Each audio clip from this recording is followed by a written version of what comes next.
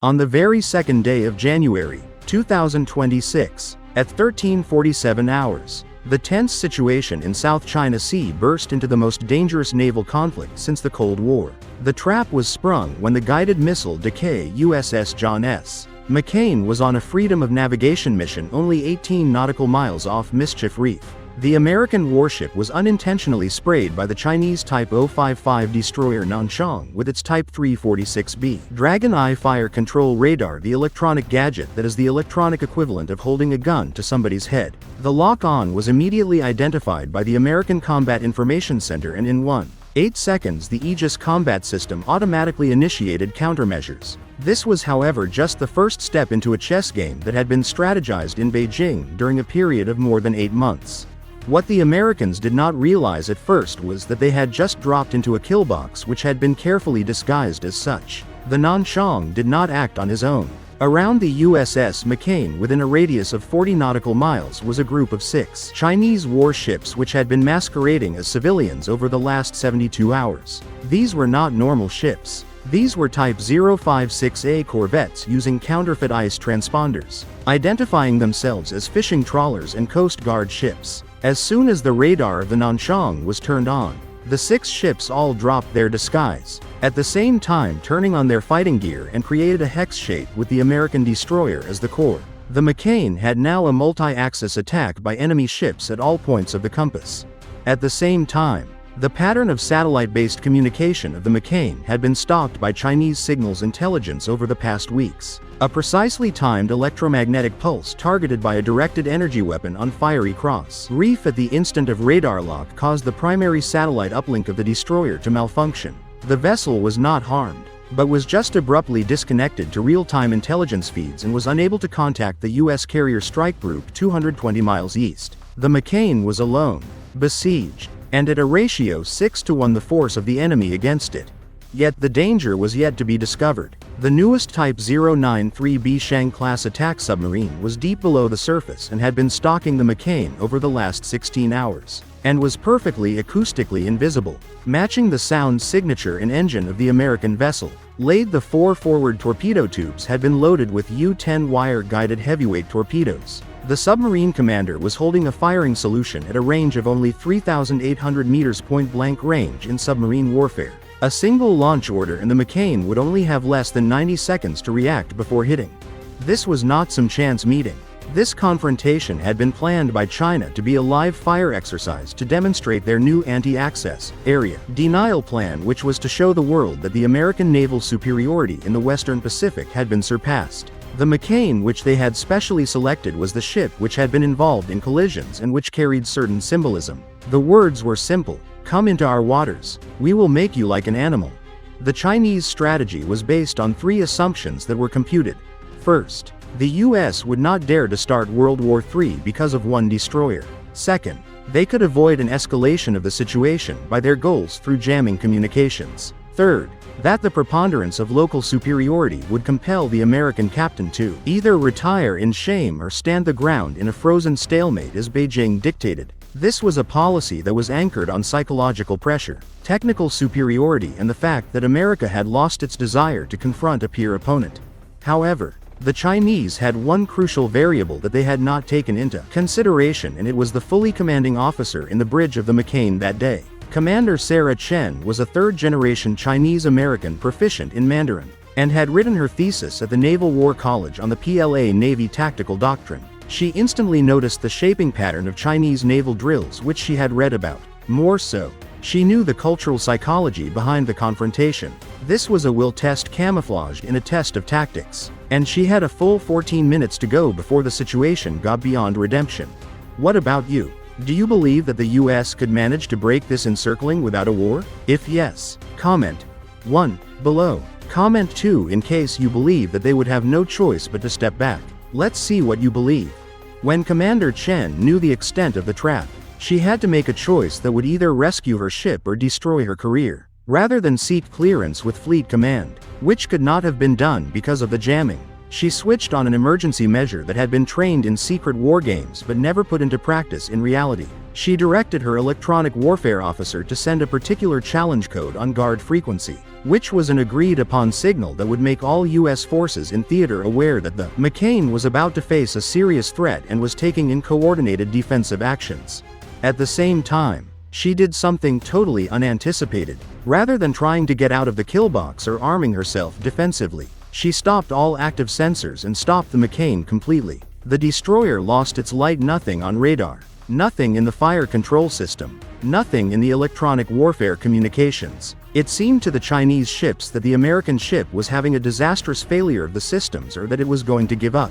The captain of the Nanshang promptly reported to his chain of command that the psychological pressure had had its effect and the American ship was crippled or surrendering. Commander Chen was engaged in another game. She realized that in electronic war, he who sends the first message is the first to die. Each active radar emission is a beacon containing your actual position and abilities. In making himself a complete passive, the McCain made himself a ghost. He remains there. He remains possible, but he cannot be seen by electronic targeting devices. The AN/SPY-6V radar system on her ship, when off, would have the ability to scan and trace targets based on the natural electromagnetic energy emitted by the Chinese ship's radars, a method known as passive coherent location. As the McCain sat silent in the center of the kill box, a premeditated reaction was playing out in several different spheres. A U.S. Navy EP-3E Ares II signals intelligence plane orbiting 200 miles away had picked up the emergency signal which was being transmitted by Commander Chen. That plane instantaneously reported the condition to the carrier strike group that triggered an agreed-upon response plan in case of such an eventuality. In a package launched by the carrier Air Wing, 280 miles east, on the USS Ronald Reagan, there were 4 F-35C Lighting II stealth fighters in the air, and they were armed with AGM-158C long-range anti-ship missiles. These aircrafts were heading not in the direction of the confrontational area. Instead, they flew a meandering path, which kept them over the international waters, and had a position where they could attack any of the Chinese vessels in less than 4 minutes, yet were not yet committing an act of war. They were the loaded gun, which appeared on the Chinese radar but was not yet facing any object.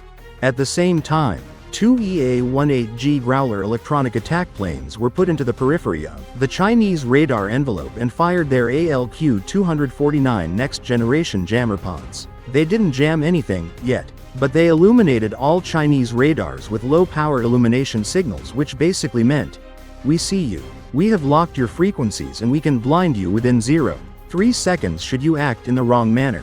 Underwater, the reply was still more violent. The instant the McCain ceased its communication, emergency tasking orders were sent to a Virginia-type submarine that had been gathering intelligence in 80 miles of distance. The USS Illinois increased to flank speed and started to pursue the Chinese Shang-class submarine. Illinois knowingly had followed the Chinese vessel by sound through 6 hours and was well aware of where it was. The American submarine loaded its own Mk-48 ADCAP torpedoes in its tubes, and it started maneuvering behind the Chinese submarine to fire. What the Chinese were unaware of was that the U.S. Navy had cracking the acoustic signature of the Type 093B class 3 months prior with machine learning algorithms which could recognize the exact tonals of its pump jet propulsor. Even when the Chinese submarine was making an effort to conceal itself, the Illinois was able to follow it. The American submarine captain sent one active sonar bang straight into the Chinese vessel, the submarine equivalent to drawing a shotgun. The message was clear as "We own you. Anytime we please we can kill you. Stand down.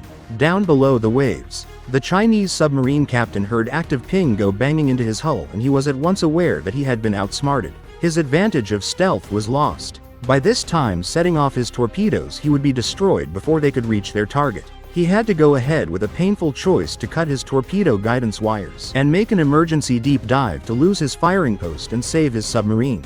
On the surface, however, the state of affairs was still desperate. The Chinese Surface Action Group was yet to be overpowered with superior firepower and political pressure to establish resolve. The captain of the Nanshang was given direct orders of the Southern Theater Command. Push the American ship aside or disable it with electronic attack. Do not leave it out of the kill box on a silver platter. The Nanshang went on. At 1,359 hours, that is, 12 minutes after the first radar lock, The Nanshang turned on its Type 726-4 electronic warfare system to a full power and opened fire on the McCain with a barrage jamming attack to congest the Aegis system signal processing. At the same time, the 6 Type 056A corvettes started to close in their circle, reducing a 40-mile radius to 15 miles, right within firing range. Commander Chen had foreseen this step. When she did this, the electronic warfare officer in charge of the McCain had triggered a pre-programmed reaction that had been loaded into the ship systems earlier on when the patrol was being loaded. The AN/SLQ-32 V7 electronic warfare system did not attempt to overpower the Chinese jamming, it rather examined the frequency pattern of the jamming signal, produced a digital template and transmitted a reverse signal waveform, which generated a destructive interference. The jamming signal in China practically annulled itself. It was one method by which it was necessary to be familiar in advance with the specifications of the Chinese EU system, the data which US intelligence had gathered over years of signals intelligence. The first layer, however, was only that. As long as the Chinese were engaged in the electronic warfare duel, they lacked the attention to what was occurring 425 miles above their heads. An intelligence KH-11 reconnaissance satellite, which had been repositioned 3 days earlier, had gone through a burn maneuver which placed it in optimum orbital position to provide real-time targeting information. The exact positions of all 8 Chinese ships were relayed to a US Air Force RQ-4B Global Hawk drone flying at 55,000 feet by that satellite. The Global Hawk, in its turn, datalinked the information to the F-35C fighters, and updated their targeting coordinates on real-time. What the people were informed was that a routine freedom of navigation exercise faced unprofessionalism by the PLA Navy ships, but this was solved with no violence by professional communication. The true account, the kill box, the submarine battle, the electronic warfare battle, the narrow escape with World War III, was classified. However, in secret briefings in Washington, Beijing and the capitals of allies, analysts were coming to the same conclusion. The playing field in the Pacific had fundamentally changed. It had been proven that China was not afraid to actually use force to enforce their maritime claims. There had been an example of the US breaking such traps with a combination of technology, intelligence and tactical audacity. However, above all, both parties proved that they knew how to reach the edge without going into the territory of real war. The case turned out to be a secret lesson case study at the Naval War College under the name Mischief Gambit. Young officers who study it have been taught some very important lessons. To begin with, electronic dominance is of greater importance than firepower in the contemporary war in the sea. The battle space is dominated by the side that holds the electromagnetic spectrum. Second, the battlefield can be prepared with intelligence, and that is all. Commander Chen got away since the US intelligence had already surveyed Chinese EU systems, trailed their submarines and deployed resources in the preparation of the operation. None of the tactical genius would have been of any aid without that preparation. Third, psychology and culture are applicable in military confrontations. The knowledge of Chinese tactical doctrine provided to Commander Chen, in addition to her fluency in using Mandarin, allowed her choices that were not available to another captain. Fourth, and most disturbing, the point at which actual combat among major powers drops is way below the comfort of anyone. The difference between this sequence and the very first shots of World War III has been about 31 seconds and decisions made by 2 ship captains, who decided to avoid glory and resort to de-escalation. 6 weeks following the incident, satellite images showed that China underway of building a fresh military base on Mischief Reef. The foundations were analyzed, indicating that it was intended to carry considerably bigger directed energy weapons, perhaps the device of high-power microwave capable of knocking out ship electronics at distances extending beyond 50 nautical miles. The kill box hadn't gone away. It was being upgraded. The McCain incident had demonstrated that the US naval forces were capable of still operating in contested waters and still winning by technical superiority and tactical excellence. But it had already demonstrated that China was ready to take the fight straight on to that dominance and had devised advanced techniques to accomplish this. The days when the American naval supremacy in the Western Pacific was uncontested were gone. What both parties failed to realize publicly was the most dangerous fact. This form of brinkmanship can only be repeated to the extent that a miscalculation takes place. Each confrontation establishes precedents and stresses that demand more stress on the next confrontation. At last, One of the captains will fail to accurately assess the intentions of the other. An order will be misinterpreted by one of the weapons officers. One politician will find it better to retreat than engage in a fight. The South China Sea has been one of the most contested territories and a major shipping route in the world. The freedom of navigation operations is on. Chinese military bases are still increasing. Submarines still remain cat and mouse in the depths. And every naval officer with knowledge of the mischief gambit realizes the horror of the reality. The next time, the confrontation will be 32 seconds long, rather than 31, and that a second may be all the difference.